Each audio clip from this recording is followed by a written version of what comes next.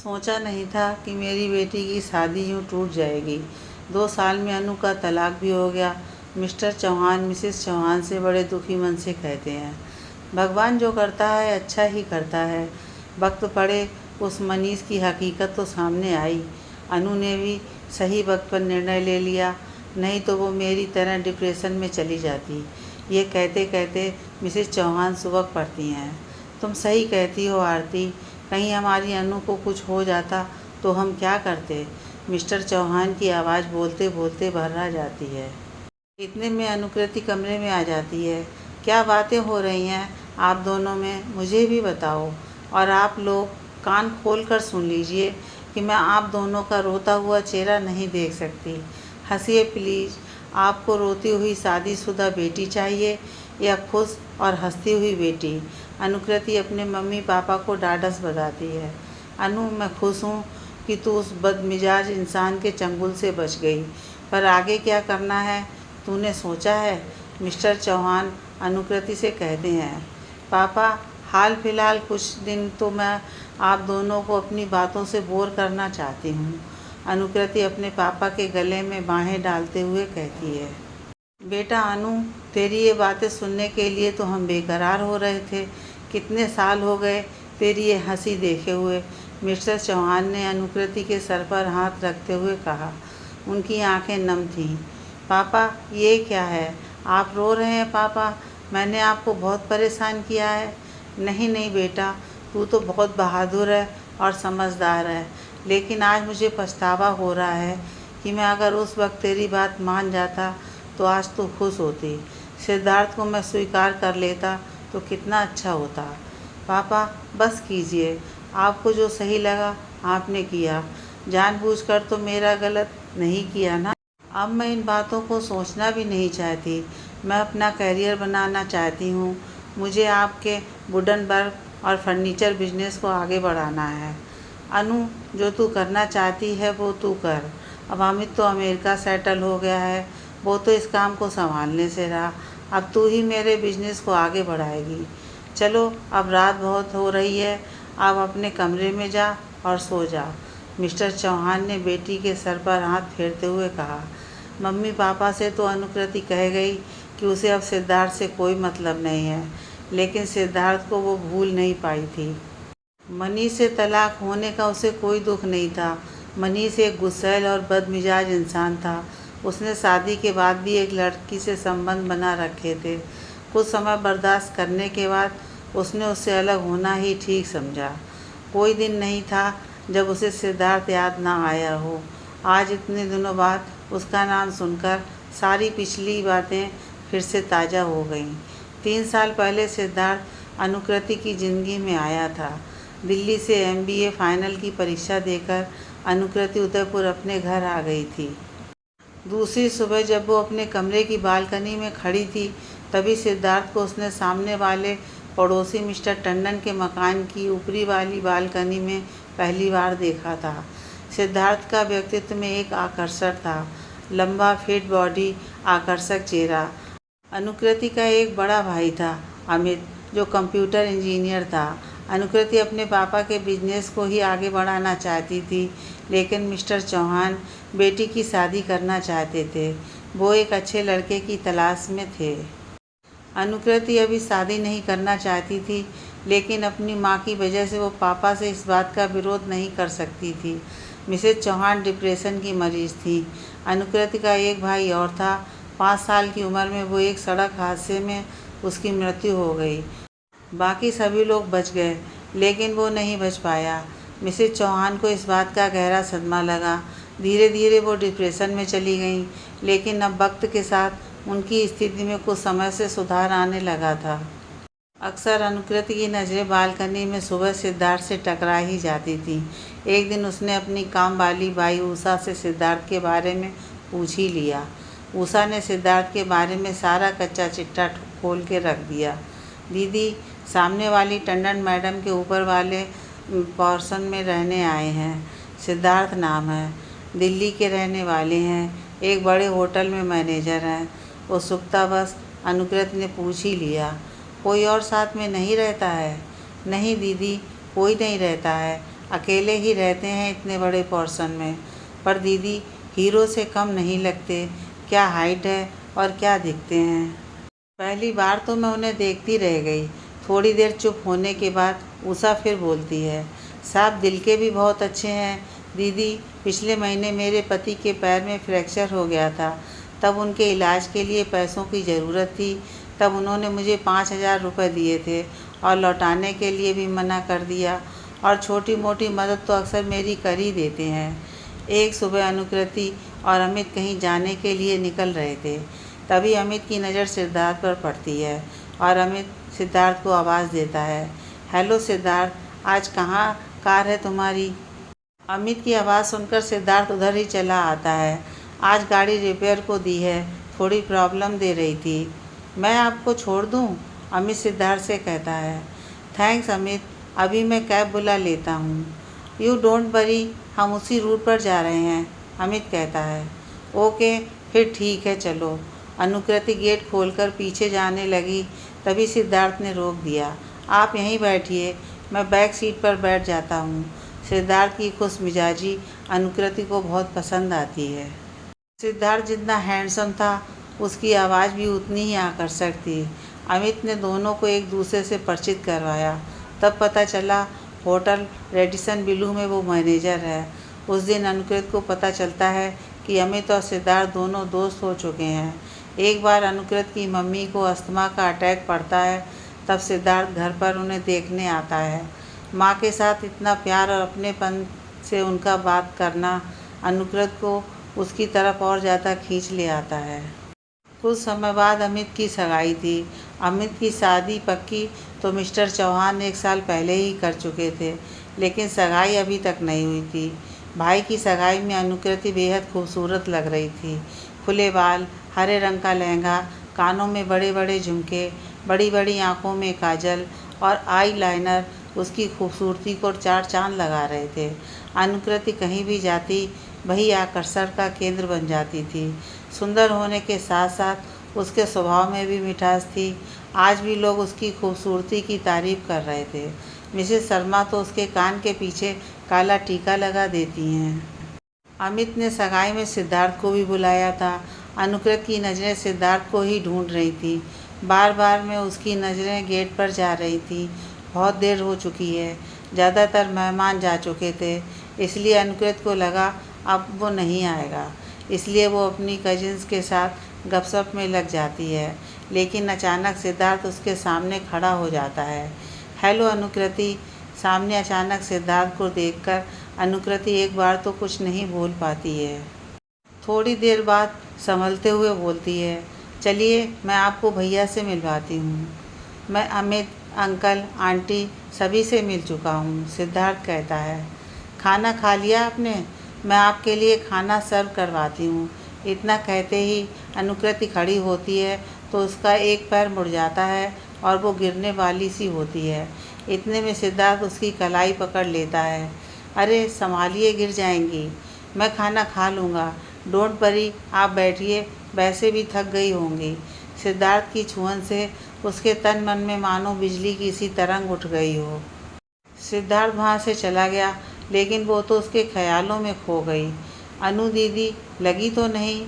उसकी 13 साल की कजिन आयुषी की आवाज़ से उसे होश आया। 3 दिन तक अनुकृति अपनी उस कलाई को छूकर मुस्कुरा देती जिसे सिद्धार्थ ने पकड़ा था। वो सिद्धार्थ की छुअन को महसूस करने की कोशिश कर रही थी। अब अनुकृति और सिद्धार्थ दोनों की सुबह की शुरुआत एक दूसरे को देखकर होती थी। सिद्धार्थ तौलिया सुखाने के बहाने से आता और अनुकृति पौधों को पानी देने के बहाने से। अनुकृति सिद्धार्थ की तरफ खींचे चली जा रही थी। उसे नहीं पता था कि इसका परिणाम क्या होगा। वैसे भी जब प्यार होता है तब दिखना और सुनना सब बंद हो जाते हैं। अनुकृति की बेस्ट फ्रेंड रिया, जो कुछ दिनों के लिए उदयपुर से बाहर गई हुई थी, अब उदयपुर आ गई थी। बचपन से लेकर अब तक अनुकृति हर बात उसी से शेयर करती थी। जैसे ही रिया उदयपुर आती है, अनुकृति उसे सिद्धार्थ के बारे में बताने के लिए बुला लेती है। अगले दिन सुबह 7 बजे रिया अनुकृति के घर हाजिर हो जाती है। कमरे में आते ही अनुकृति रिया को खींचकर बालकनी में ले जाती है। जब बालकनी में रिया सिद्धार्थ को देखती है, उसके मुंह से निकल पड़ा, हाय कितना हैंडसम है यार ये तो। रिया धीरे बोल, वो सुन लेगा। ओवर रिएक्ट मत कर, उसे समझ आ जाएगा कि मैंने तुम्हें यहाँ उसे देखने के लिए बुलाया है। अनुकृति उसके हाथ को दबाते हुए धीरे से कहती है, हाय वो तो अंदर चला गया, थोड़ी देर तो और रुकता। रिया बड़े दुखी मन से कहती है, रिया अंदर चल, फिर बात करें। अनुकृति रिया के कंधे पर धीरे से 2 थपकी मारते हुए कहती है, यार अनु बहुत हैंडसम है वो, क्या लगता है। रिया मैंने यहाँ तुझे लव ट्रायंगल बनाने के लिए नहीं बुलाया है, मैं अपने बारे में कुछ बताना चाहती हूँ। हाँ बताना, क्या कहना चाहती है। रिया मैं उसकी तरफ अट्रैक्ट हो रही हूँ, मुझे आजकल उसके अलावा कुछ नहीं सूझ रहा है, कुछ करने की इच्छा नहीं करती, बता मैं क्या करूँ। यार मैं उदयपुर में नहीं थी तो तूने ये गड़बड़ कर दी, अब मैं क्या बताऊँ। रिया अनुकृत को छेड़ती है। रिया मैं मजाक के मूड में नहीं हूँ, अनुकृति झुंझलाते हुए कहती है, फिर बता दे उसे कि तू उससे प्यार करती है। रिया सिद्धार्थ की बालकनी की तरफ इशारा करते हुए बोलती है, कैसे बताऊं और कहाँ बताऊं। अनुकृति अपनी हथेली गाल पर लगाते हुए कहती है, तूने बताया ना कि वो अमित भैया का दोस्त बन चुके हैं, तो उनके फ़ोन से उसका नंबर निकाल और बात कर। एक बार बात करते ही वो बात करना शुरू कर देगा, बस तू एक बार फ़ोन कर दे।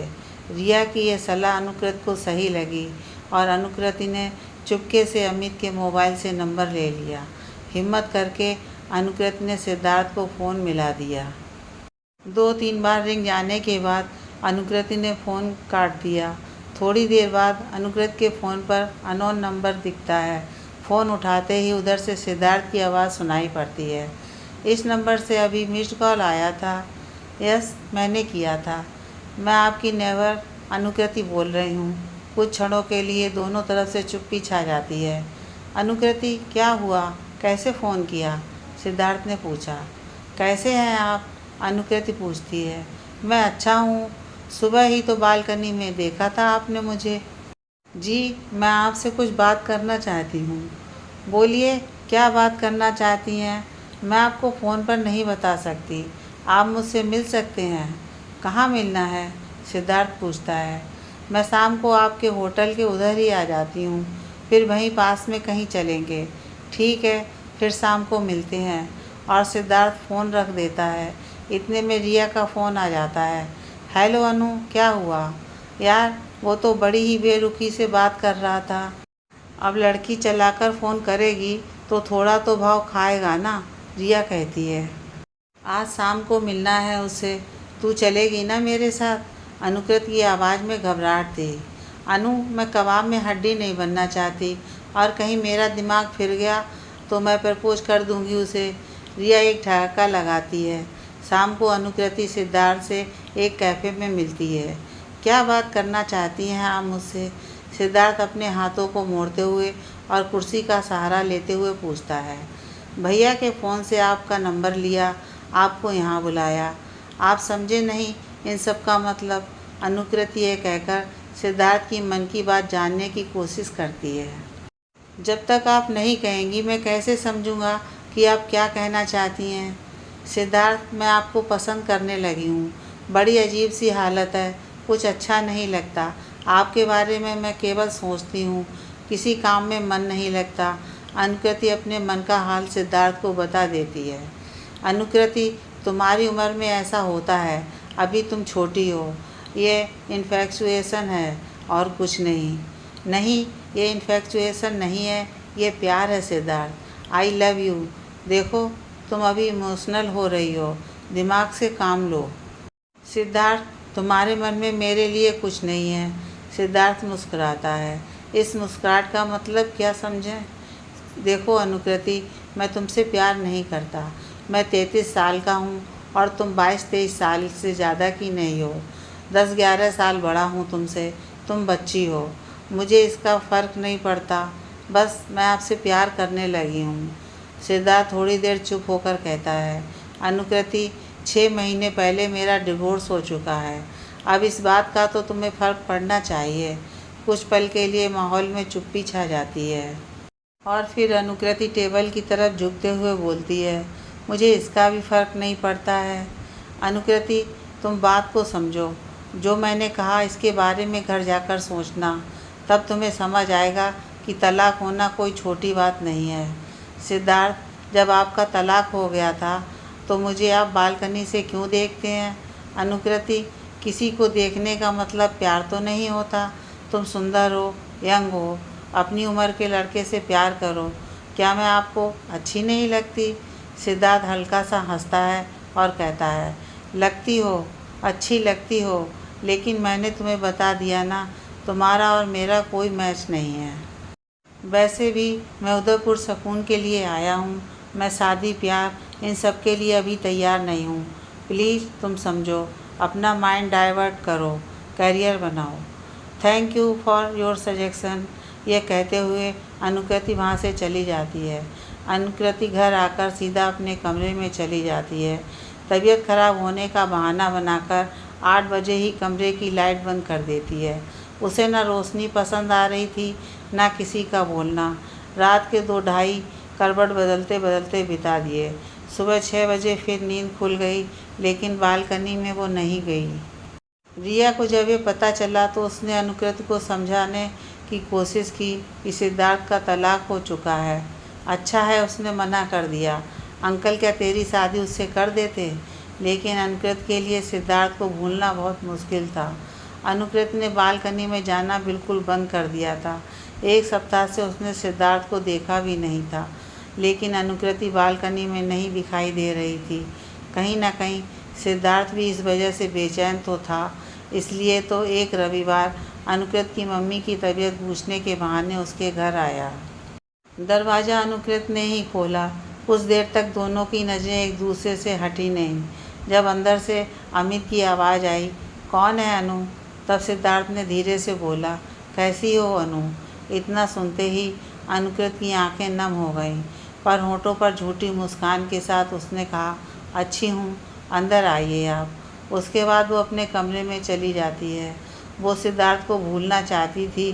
कुछ देर बाद सिद्धार्थ का फ़ोन अनुकृति के पास आता है। वो उससे मिलना चाहता था। सिद्धार्थ उसे शाम को फतेह सागर लेक के पास वाले कैफ़े में मिलने के लिए कहता है। अनुकृति सिद्धार्थ को भूलना चाहती थी, इसलिए वो मिलने के लिए मना कर देती है और फ़ोन रख देती है। सिद्धार्थ अनुकृति को इस तरीके से परेशान नहीं देख सकता था, इसलिए दूसरे दिन सिद्धार्थ उसे फ़ोन करके कैफ़े आने के लिए मना ही लेता है। शाम को अनुकृति और सिद्धार्थ कैफ़े में मिलते हैं। अनुकृति, तुम इस तरीके से परेशान रहोगी तो कैसे चलेगा? हमेशा तुम्हारे चेहरे पर एक मुस्कान रहती थी, वो कहाँ है? आप मेरे बारे में परेशान ना हो। जब आपको मुझसे मतलब ही नहीं है तो इस बात की चिंता मत कीजिए कि मैं कैसी हूँ। अनु, मैं तुमसे यही कहने आया हूँ कि इतने दिन से तुम मुझे दिखी नहीं, इसलिए अजीब सी बेचैनी हो रही थी। बालकनी में तुम्हें देखने आता हूँ, लेकिन वहाँ तुम आती ही नहीं हो, इसलिए तुम्हें देखने के लिए कल तुम्हारे घर आया था। तुम्हारे मुरझाए चेहरे ने तुम्हारे मन की बात बयां कर दी। आज मैं तुमसे कहता हूँ कि मैं भी तुमसे प्यार करता हूँ। थोड़ी देर चुप होने के बाद सिद्धार्थ बोलता है, अनु, 2 ढाई साल में ज़िंदगी ने बहुत ठोकरें दी हैं मुझे। अब थोड़ी ज़िंदगी पटरी पर आने लगी तो अब फिर प्यार हो गया तुमसे। फ्लर्टिंग कब प्यार में बदल गई पता ही नहीं चला। अनु, तुमने मुझे हरा दिया। सिद्धार्थ ने अपने दोनों हाथ अनुकृति के हाथों पर रख दिए। अनु की आंखें नम हो जाती हैं। कैफ़े में लोग थे, इसलिए दोनों का वहाँ बात करना मुश्किल हो रहा था। इसलिए सिद्धार्थ अनुकृति को कहीं और चलने के लिए कहता है। सिद्धार्थ अपनी कार में अनु को बैठाकर फतेह सागर के रास्ते की तरफ बढ़ जाता है। सिद्धार्थ फतेह सागर के पास ही एक रास्ते पर कार रोक लेता है, जहाँ लोगों का आना जाना बहुत कम था। कुछ देर चुप्पी रहने के बाद सिद्धार्थ बात शुरू करता है, अनु, मेरा एक पास्ट है, मैं तुमसे कोई बात नहीं छिपाना चाहता। सिद्धार्थ कुछ देर रुककर अपनी बात शुरू करता है। 2 साल पहले मेरी स्वाति से शादी हुई थी। हम दोनों की अरेंज मैरिज थी, लेकिन हम दोनों 2 विपरीत ध्रुव थे। स्वाति बहुत अमीर घर से थी, मैं एक मिडिल क्लास परिवार से हूँ। पापा एक बैंक में मैनेजर हैं, एक बड़ा भाई है जो एक मल्टीनेशनल कंपनी में है और माँ एक हाउसवाइफ है। शादी के 15-16 दिन सब ठीक चला, लेकिन बाद में उसका मेरे घर वालों के साथ रहना मुश्किल हो गया। पार्टियां करना उसकी लाइफ स्टाइल में शामिल था। आए दिन अपने दोस्तों के साथ जाना, रात के 2-2 बजे तक आना उसकी आदत में था। कई बार मैंने उसे समझाया। मुझे वो शादी से पहले बता चुकी थी कि वो शराब भी पीती है और स्मोक भी करती है। मैंने इस चीज़ का बड़ा हल्के में लिया। सोचा थोड़ा बहुत दोस्तों में लेती होगी, लेकिन स्वाति इतना पीती थी कि सुबह उसके हैंगओवर उतारने के लिए नींबू पानी देना पड़ता था। जॉइंट फैमिली में वो कहाँ रह सकती थी, इसलिए हम दोनों ने अलग फ्लैट ले लिया। यहाँ तो वो और ज़्यादा आज़ाद हो गई। कभी वो पार्टी में जाती या दोस्त लोग घर आ जाते। उसके मम्मी पापा से भी बात की, लेकिन कोई मतलब नहीं निकला। पति पत्नी का मैटर है, हम बीच में नहीं बोलना चाहते, यह कहकर उन्होंने कन्नी काट ली।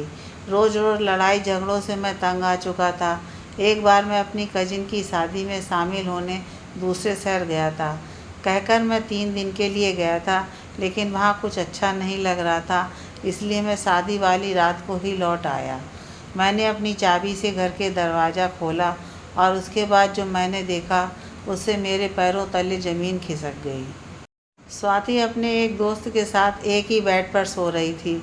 मुझे समझ नहीं आया क्या करूं। उन दोनों को कोई होश नहीं था। वो लोग तो शराब में धुत थे, एक ही कंबल में। इतना कहते हुए सिद्धार्थ की आवाज़ भर आई। अनुकृति ने उसके हाथ पर अपना हाथ धीरे से रख दिया। सिद्धार्थ की आंखें भर आईं। अनु, कैसे एक पति इसको बर्दाश्त कर पाता। मैं वहीं बाहर सोफे पर लेट गया। करीबन 8 बजे स्वाति और उसका दोस्त बाहर आए। मुझे देखकर स्वाति और उसके दोस्त के चेहरे का रंग उड़ गया। दोस्त तो वहाँ से चला गया। स्वाति अब भी अपनी गलती मानने को तैयार नहीं थी। उसने मुझ पर आरोप लगाया कि मैं उसे वक्त नहीं देता हूँ, उससे झगड़ा करता हूँ, इसलिए उसने ऐसा किया। अगर उसे अपनी गलती का पछतावा होता तो मैं उस शादी को ज़िंदगी भर निभा लेता, लेकिन उसने सारा इल्ज़ाम मुझ पर थोप दिया।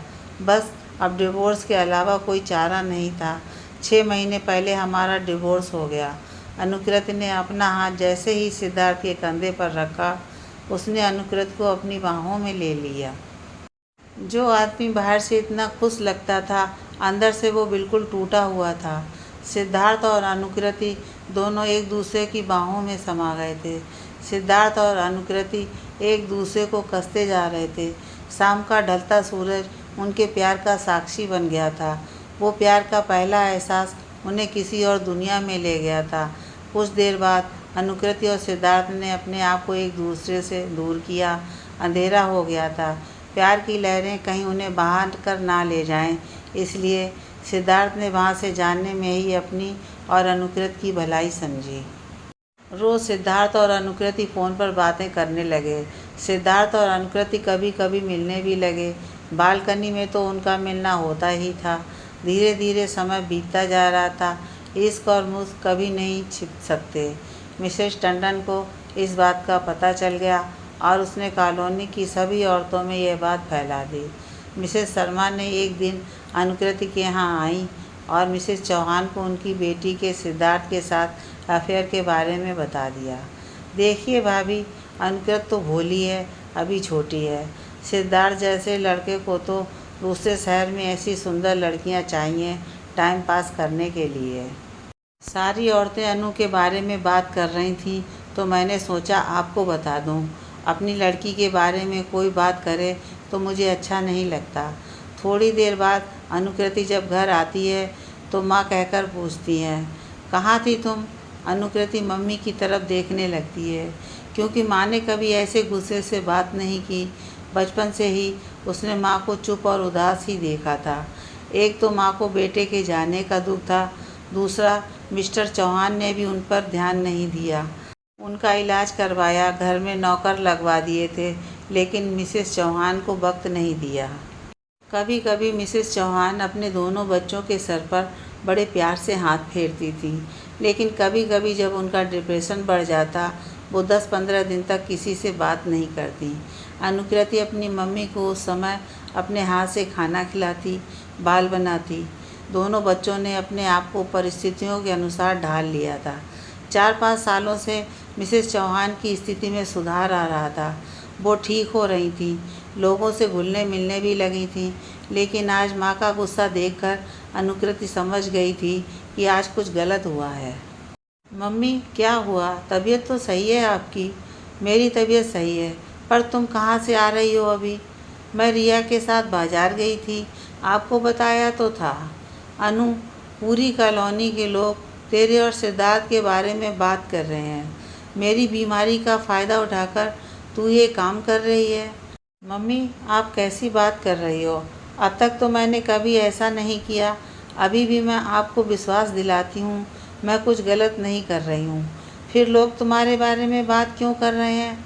मम्मी, मैं और सिद्धार्थ एक दूसरे को पसंद करते हैं और शादी करना चाहते हैं। तेरा दिमाग सही है? उसका तलाक हो रखा है, मिसेस टंडन बता रही थी। मिसेस चौहान गुस्से में कहती हैं, इसलिए तुझे कॉन्वेंट स्कूल में भेजा, दिल्ली यूनिवर्सिटी में पढ़ाया, MBA करवाया। मम्मी, मैंने पढ़ाई शादी के लिए नहीं की है। सिद्धार्थ अच्छा लड़का है। लड़का? मिसेस चौहान चौंक कर कहती हैं, 33 साल का आदमी है वो। कोई मेल नहीं है तेरा और उसका। कई रिश्ते आ चुके हैं तेरे लिए। लड़के वाले आगे से मांग रहे हैं और तू उससे शादी करने जा रही है जो तलाकशुदा है। मम्मी, उसमें उसकी कोई गलती नहीं है। गलती हो या ना हो, उससे तेरी शादी नहीं हो सकती, बस सुन ले। इतना कहकर मिसेस चौहान वहाँ से चली जाती हैं। उसी दिन रात को मिसेस चौहान मिस्टर चौहान से बात करती हैं, सुनो, आप अनु की शादी के बारे में सोचना शुरू करो। जो रिश्ते आए हैं उनमें जो सबसे अच्छा लगे उनसे बात चला लो। हाँ, तुम सही कह रही हो, अब अनु की शादी के बारे में सोचना चाहिए। आज तुम कुछ परेशान लग रही हो, क्या बात है? मिस्टर चौहान मिसेस चौहान से पूछते हैं। जब लड़की बड़ी हो जाती है तो चिंता तो होती ही है। अब अनु की शादी कर दो बस, मिसेस चौहान कहती हैं। अनु, मैं तुमसे एक ज़रूरी बात करना चाहता हूँ। बेटा, मैं और तुम्हारी मम्मी तुम्हारी शादी के बारे में सोच रहे हैं। बेटा, मेरे पास 10-11 लड़कों की फ़ोटो और बायोडेटा है। उनमें से 2 लड़के तुम्हारे लिए मुझे सही लगे हैं। तुम दोनों के फ़ोटो और बायोडेटा देखकर निर्णय ले लो और हमें बता दो। मिस्टर चौहान अनुकृति से कहते हैं, पापा, मुझे शादी नहीं करनी। देखो बेटा, अब ये जिद छोड़ो। तुम्हारी मम्मी की तबीयत सही नहीं रहती है। तुम्हारी और तुम्हारे भाई की शादी से हो सकता है उसे खुश होने का बहाना मिल जाए। अगले महीने भैया की शादी हो, उससे पहले मैं तुम्हारी बात पक्की करना चाहता हूँ। पापा, मैं अभी शादी नहीं करना चाहती हूँ। क्यों बेटा? इतने अच्छे रिश्ते तेरे लिए खुद आए हैं और तू मना कर रही है। ये दोनों लड़के इंजीनियर हैं, तू उनमें से एक पसंद कर ले।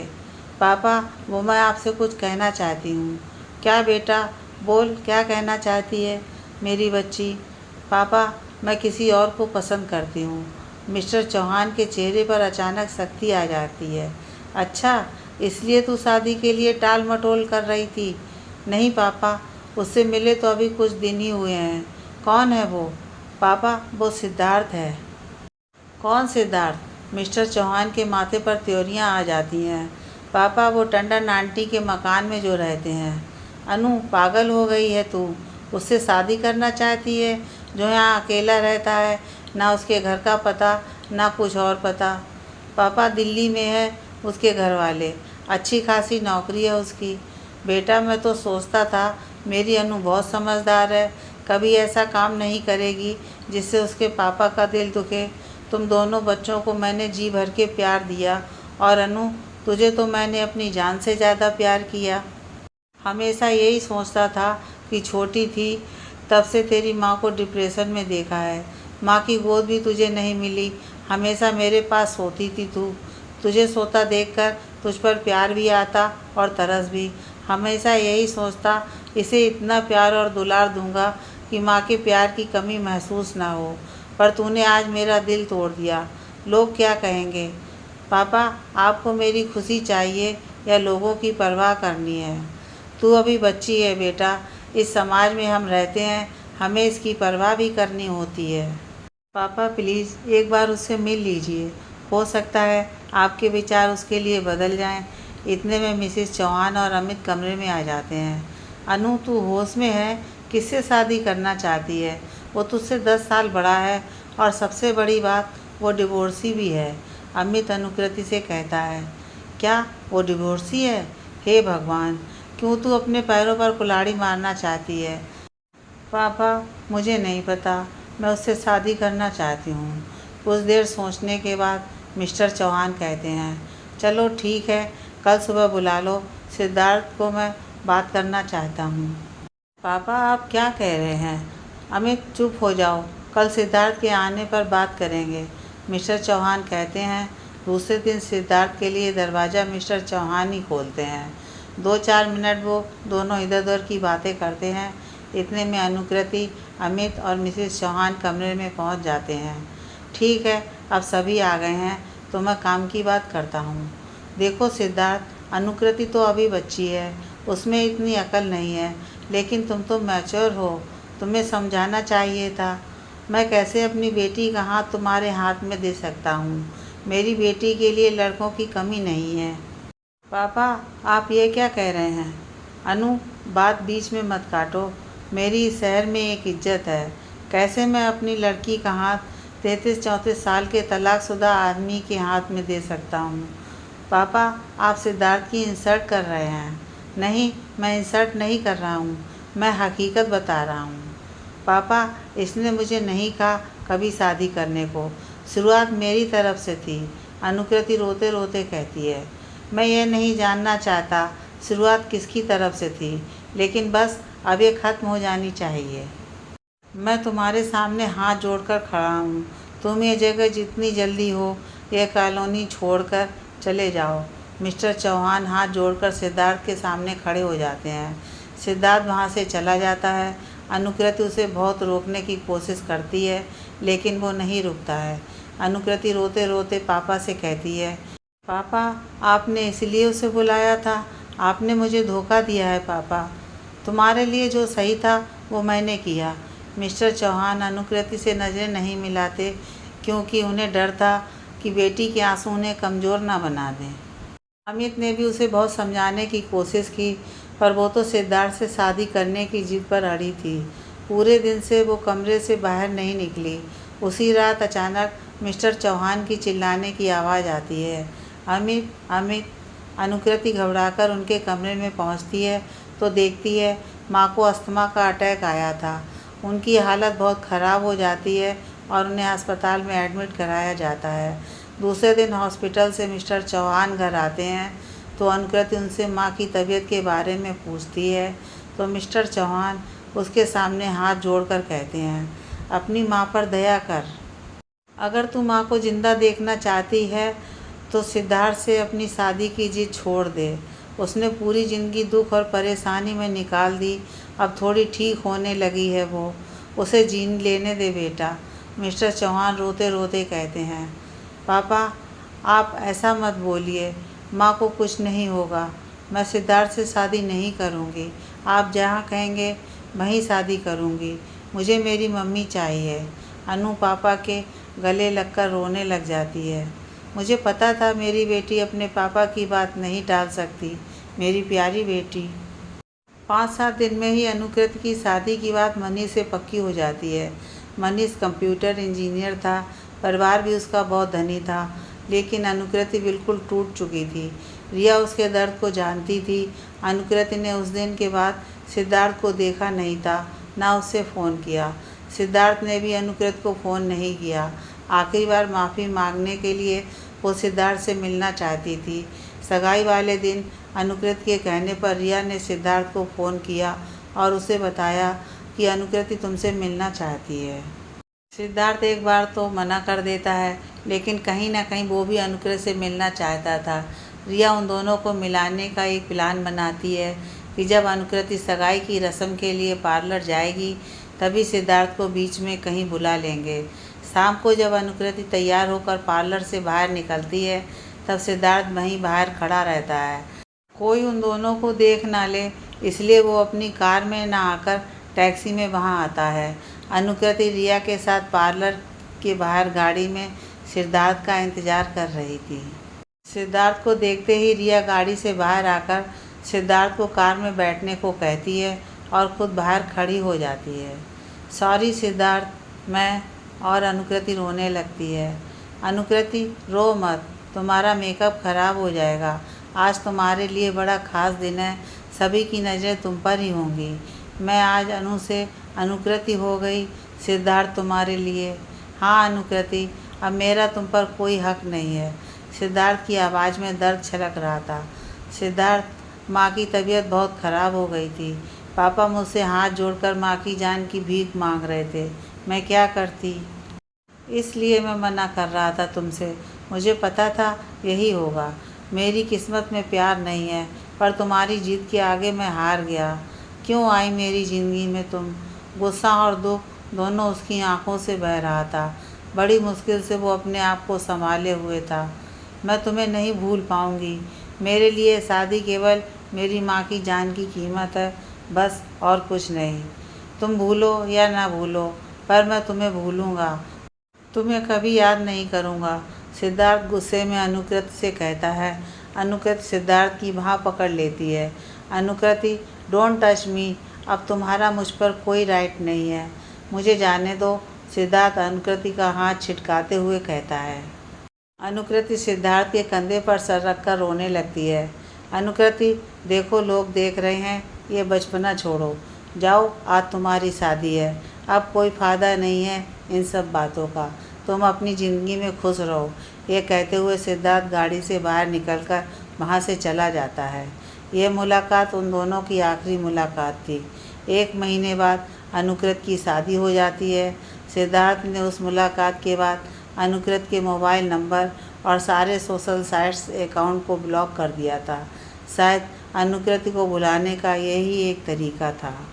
शादी के 2 महीने बाद अनुकृति अपने पति मनीष के साथ मुंबई चली जाती है। वहाँ जाकर भी वो एक मल्टीनेशनल कंपनी में नौकरी करने लग जाती है। मनीष पार्टी और शराब का शौकीन आदमी था। वीकेंड में दोस्तों के साथ डिस्को और बार जाना उसके लिए ज़रूरी था। अनुकृति को मनीष का यह रवैया पसंद नहीं आता था, लेकिन मनीष हमेशा यही कहता, तुम अपनी ज़िंदगी जियो और मुझे अपनी जीने दो। 5 दिन काम करता हूँ, अगर 2 दिन अपनी मर्ज़ी से जी लिया तो तुम्हें प्रॉब्लम हो गई। धीरे धीरे अनुकृति को पता लगा कि मनीष का किसी ऑफिस की लड़की से फिजिकल रिलेशन भी चल रहे थे। लड़ाई झगड़े बढ़ते गए। घर वालों तक बात पहुंची तो मनीष ने उस लड़की से मिलना छोड़ दिया, लेकिन इसका बदला वो अनुकृति से लेने लगा। उस पर वो हाथ उठाने लगा। अनुकृति ये सब बर्दाश्त नहीं कर सकी। अब उसका मनीष के साथ रहना मुश्किल था। 2 साल बाद मनीष और उसका तलाक हो गया। यह सब सोचते सोचते उसके आंसू गालों पर लुढ़क आए थे। अकेले होने पर अनुकृति को सिद्धार्थ के साथ बिताए लम्हे उसे बेचैन कर जाते। वो सिद्धार्थ को बुलाना चाहती थी, लेकिन बुला नहीं पा रही थी। उसे तो अब ये भी नहीं पता था कि सिद्धार्थ उदयपुर में है या कहीं और। एक दिन घर पर अनुकृति अकेली थी। दरवाजे की बेल बजने पर वो दरवाज़ा खोलती है और सिद्धार्थ को अपने सामने खड़ा हुआ पाती है। यह तो उसने कभी सपने में भी नहीं सोचा था कि सिद्धार्थ को वो फिर देखेगी। और अचानक सिद्धार्थ को वहाँ देखकर वो कुछ देर के लिए निशब्द हो जाती है। वो बोलती है, सिद्धार्थ तुम यहाँ? इतने में अनुकृति का मोबाइल की रिंग बजती है। मिस्टर चौहान का फ़ोन था। हेलो पापा, बोलिए। बेटा अनु, सिद्धार्थ वहाँ आ गया? अनु कुछ समझी नहीं। जी पापा, मैं पूछ रहा हूँ सिद्धार्थ वहीं है ना? हाँ यहीं है, लेकिन पापा मुझे कुछ समझ नहीं आ रहा। तुम उससे बात करो, मैं और मम्मी 1 घंटे में पहुँचते हैं। सिद्धार्थ अनु के करीब आता है और कहता है, अनु सोचा था तुम्हें भुला दूँगा, लेकिन 2 साल हो गए, नहीं भुला पाया। कल अंकल मेरे होटल आए थे और मुझे उन्होंने तुम्हारे बारे में सब कुछ बताया और मुझसे हाथ जोड़कर माफ़ी मांगी और कहने लगे कि एक दिन मैंने तुम्हें तलाकशुदा कहकर तुम्हारा अपमान किया था। आज भगवान ने उसकी सज़ा दे दी है। मेरी अनु का तलाक हो गया। मैं तुम दोनों के बीच आ गया उस दिन मैं दुनिया की परवाह नहीं करता तो आज तुम दोनों खुश होते। आज एक स्वार्थी बाप तुमसे एक विनती कर रहा है, क्या तुम मेरी अनु से शादी करोगे? मैंने उन्हें गले लगा लिया। उन्होंने ही मुझे कहा कि कल हम लोग कहीं चले जाएंगे और पीछे से तुम लोग आराम से बात कर पाओगे। थोड़ी देर रुककर सिद्धार्थ धीरे से अनु को कहता है, अनु, मुझसे फिर से प्यार करोगी? अनुकृति उसके गले लग जाती है और कहती है, मैंने तुम्हें प्यार करना छोड़ा ही कब था? तुम मेरी हर धड़कन में बसे हुए हो। अब वैसे भी हम दोनों अब तलाकशुदा हैं। हमारा स्टेटस अब एक जैसा है। अब किसी को कोई परेशानी नहीं होगी। और दोनों खिलखिलाकर हंस पड़ते हैं।